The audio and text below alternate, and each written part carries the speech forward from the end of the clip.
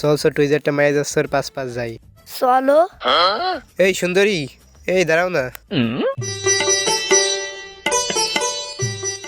দুটি মনে লেগে গেছে জোড়া। তুমি কি সিঙ্গেল? হ্যাঁ। তাহলে চলো না, তুমিও সিঙ্গেল আমিও সিঙ্গেল, দুইজনে মিলে মিঙ্গেল হয়ে যাই। যারে সিঙ্গেল না মিঙ্গেল আছে দেখি তো ভালো করে একটু শুনি। ছোটু, তাহলে তুই পিছন পিছন নাই, আমরা দুইজন যাই। হাতটা দাও তাহলে তোমার। আমারে বলে শিয়েতি আইছে।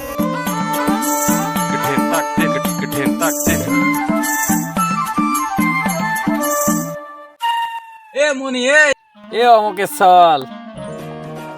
চাচা ডাকতিছে, আজকের মতো তুমি যাও, তোমার সাথে আবার কালকে কথা বলবানি। এদিকেই তো ছোট কাকাকে কয় শুনেনি। কেছে চাচা? তুই আমাকে মুখ গুলি মেরে পিছন পিছন ঘুরতেছিস, দেখলাম নাকি তোর বাড়ি কি আমার বলতে হবে?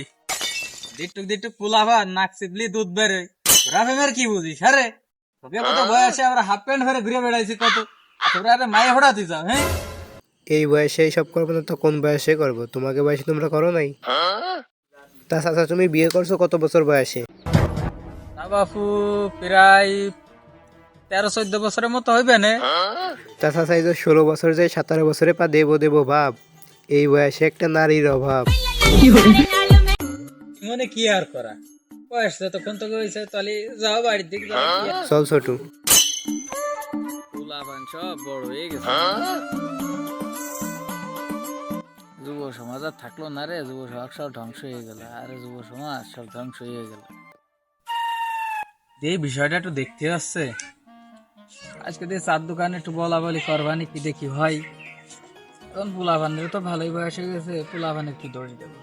দোষ আমাকে মুরব্বী গে আমরাই ভালো না, আর পোলাপান কি কর, আমাদের তো বয়স আছে, বুঝতে পারবো না।